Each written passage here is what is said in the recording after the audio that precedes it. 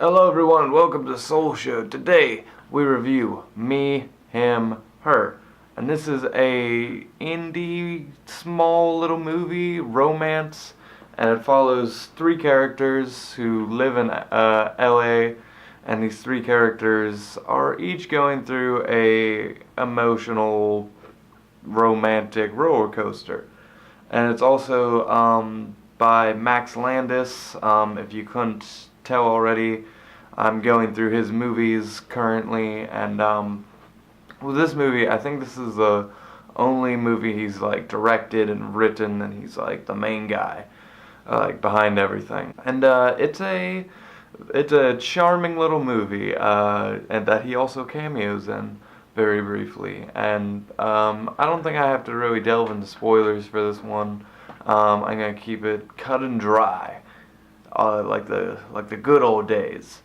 And this movie, it follows three characters. One who does not live in LA. He's like back in Florida, and he moves back. He like goes back to LA because his friend is coming out as gay. His friend is a big movie star. He doesn't want this to hurt his career that he's coming out, but he's developing a romance with another guy, and it's a big scary thing for him. And so for him, he just he doesn't he everyone knows he's gay. His family knows he's gay. His friends know he's gay, and he's like the last one to know about it, which is a recurring joke, which is great. And the great thing about the other cast member is she is also gay, and she's dealing with this big breakup. Her girlfriend is like psychotic, and now she meets the guy from Florida, and they develop a romance. And her character she's a very somber kind of like cute, adorable, like oh no, like talks very slowly, just kind of girl. And all the characters are very quirky, and the main one, he seemed a lot like how Max Landis is in his videos, which is very like open and loud and wide. And hi, I'm gonna do this review with a cat on my lap. Hi, kitty. And as far as the gay guy, he's really the straight man for this story. He a lot of the time is just reacting to everything and being so like, oh my god. But he goes through his own arc. And although as far as his romance and the end goes, that could have been touched up upon a little bit more. There's also some little cameos by Haley Joel Osment. I really love that.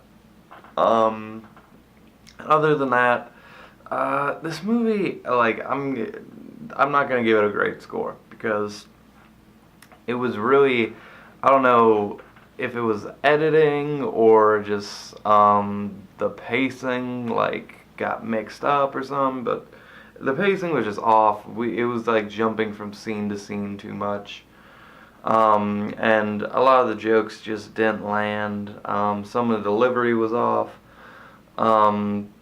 The actors sometimes just didn't seem, some of the side actors like the psychotic girlfriend and some of the other cameos just didn't seem as like natural as the main cast. And even like the loud guy, it was getting kind of, he got obnoxious a little bit. And towards the end, there were some other kind of obnoxious scenes.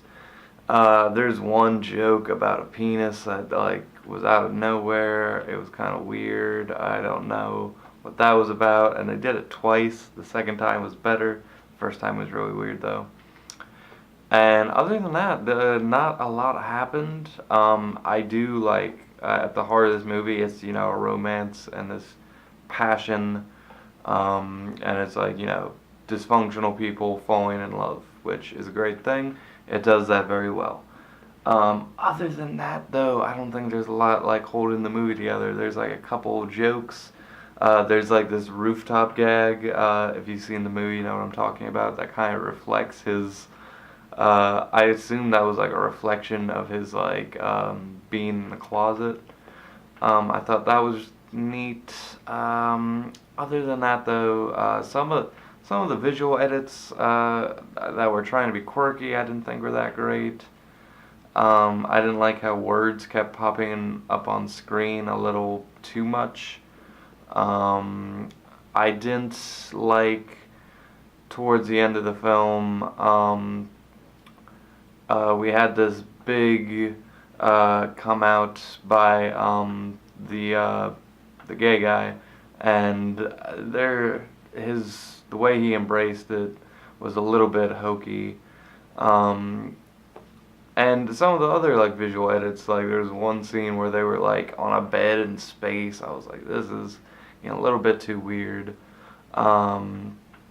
There's one scene where he was on drugs, or he was really drunk, and that got everywhere. And it's hard to ramble when there's a cat on your lap. And other than that, you know, I just thought it was an alright movie. Is it worth watching? Yeah. The characters are definitely worth it in the end. The girl character is adorable. The obnoxious guy is funny as hell. And the straight man has a fun emotional arc. It's a nice 1, 2, 3 punch of a fun cast with characters. And yeah, it was an interesting little movie. Did you like the movie, Shadow? Eh? Yeah? Yeah? Anyway, guys, thank you so much for watching. You gotta get off me real quick. Thank you so much for watching. As always, guys, you are the best. And with that, I leave you.